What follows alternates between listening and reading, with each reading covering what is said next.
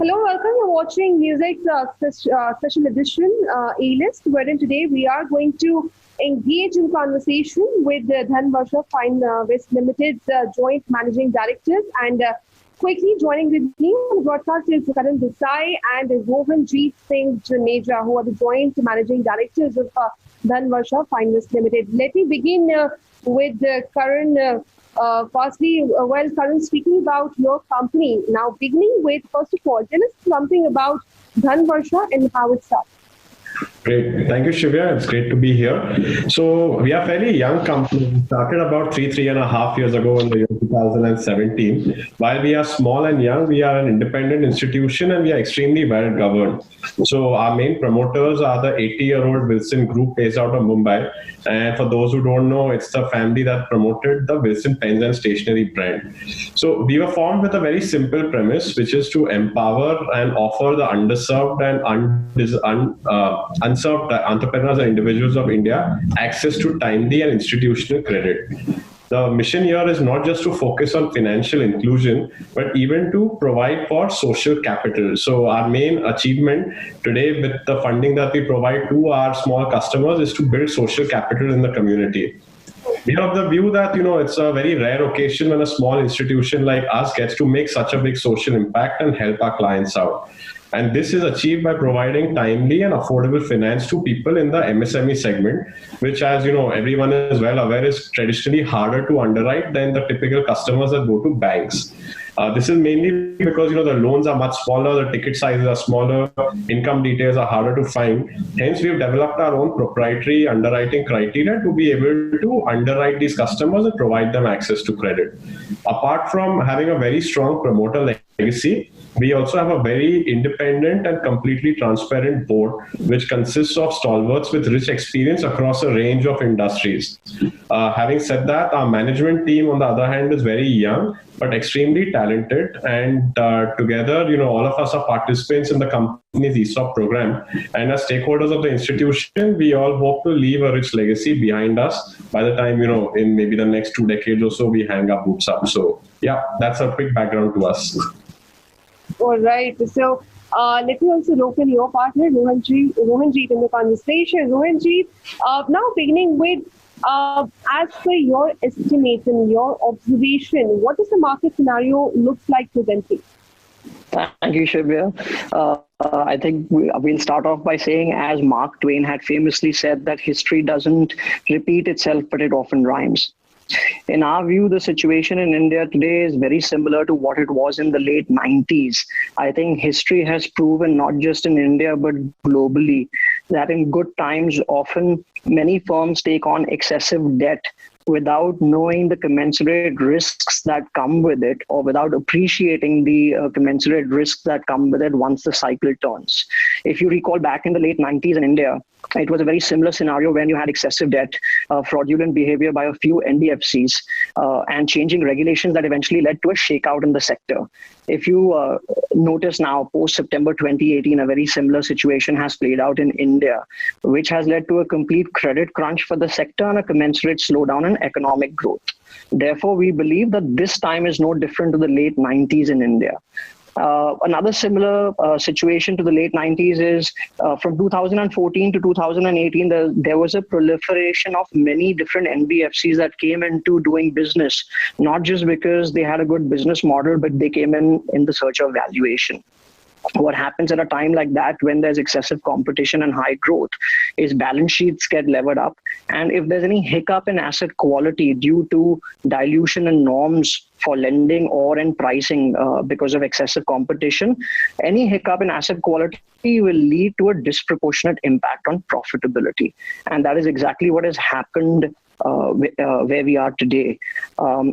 Therefore, we believe that, going forward, just like it happened in the late 90s in India, there will be shrinking of loan portfolios for many of the NBFCs who don't have access to credit. And there will be consolidation in this sector. But at the same time, history has proven that in times like this, if you can build a good business model, right, you will successfully endure the next 1 to 2 decades in a very, very profitable manner. That is exactly where we feel we are today for a small and nimble organization like us, who have built a very strong foundation of governance, very strong foundation of able to win the trust of our lenders at a time like this. We feel that we will do very well. To conclude with, we would say that there are 5 things that will differentiate us. One is at a time like this, one is obviously good corporate governance. Number 2 is our ability to build a consistent and sustainable long-term business model across market cycles. Number 3, prudent credit underwriting. 5 is an innate sense of capital allocation that is imbibed within every member of management in our organization. All right. That was all about the market. Coming to you, Karan, now speaking about Dhanvarsha, what is the USP that you would like to highlight here, and how is it different from other competitors? Right. So I'll just pick up from where I left off earlier. Since we focus extensively on the MSME segment, underwriting there is a specialized, more an art than a science actually, where you need to take into account a variety of factors when you look at the businesses. So traditional banks typically do not do much business in this category because they would tend to focus on the larger ticket size loans, where the underwriting data in the formal space is a lot more easily available. We are essentially trying to chase those 500 odd million unserved borrowers, where we feel that using a specialized underwriting methodology, we can make a huge difference.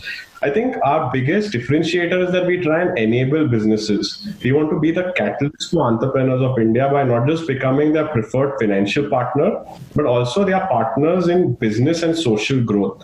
So a number of small customers that we funded have actually gone on to establish new factories, create employment, and our mission is thereby to empower these entrepreneurs, not just by lending a hand to them, but also lending head, which is mind space, and lending heart, which is trying to help them build social capital for all the stakeholders in their ecosystem. And lastly, I think it is also important to note that we are also a very strong technology-focused company. So while we don't call ourselves a core fintech company, we are trying to use technology increasingly to mitigate risks in our underwriting and also to reduce our turnaround time substantially.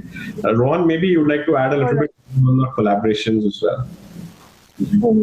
Sure. Also, we believe in making a...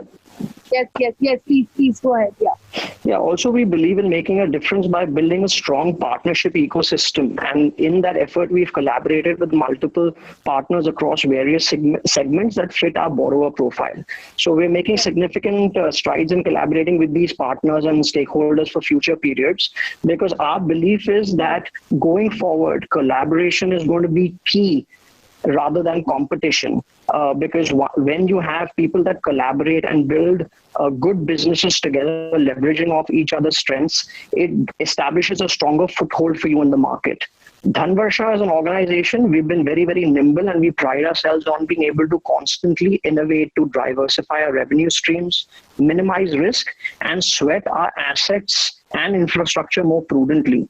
Therefore, we not just underwrite on our own balance sheet, but we also have a focused loan retail distribution business, which generates very strong fee income for us. And again, that is due to our collaboration with multiple partners.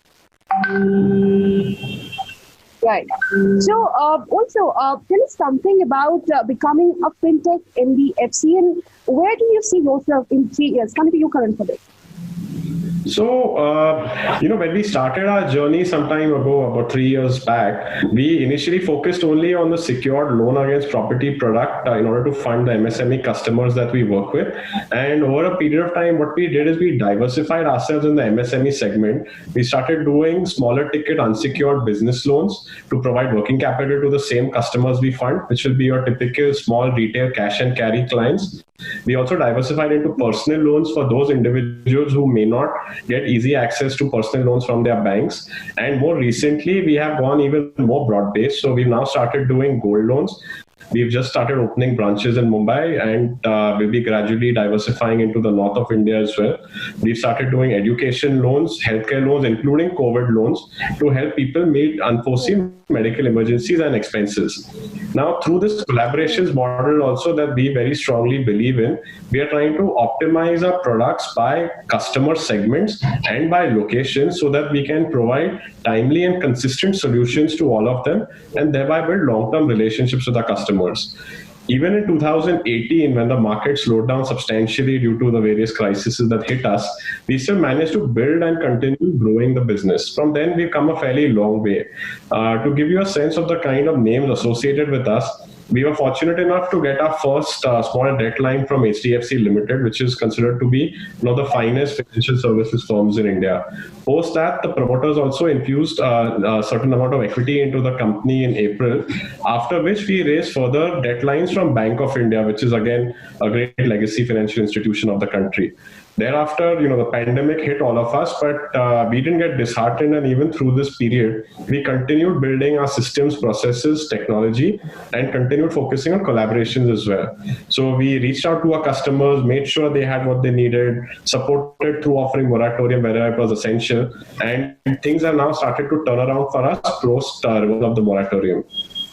In the next 3 years, I would say we want to focus on 3 or 4 key areas. One is, of course, building our balance sheet through on-balance sheet lending. Second is continuing to grow our partnerships in the co-lending space with niche partners in education, healthcare, and essential goods, where we can lend with a good ROA with very limited risk and downside. Third is a new area of focus for us, which is co-origination with large lenders, where now we have the infrastructure in place. We want to sweat that to do larger business with banking partners. And as Rohan mentioned, continue to focus growing our retail loans distribution business, which is still fairly young but fast growing as well. All right, so that was all about Dhanvarsha, and I would like to thank both of you for choosing us and sharing your experience with us on this special broadcast, and of course, wishing you all the very best for the future and the best. Thank you very much. For more such videos, subscribe to the NewsX YouTube channel, hit the bell icon.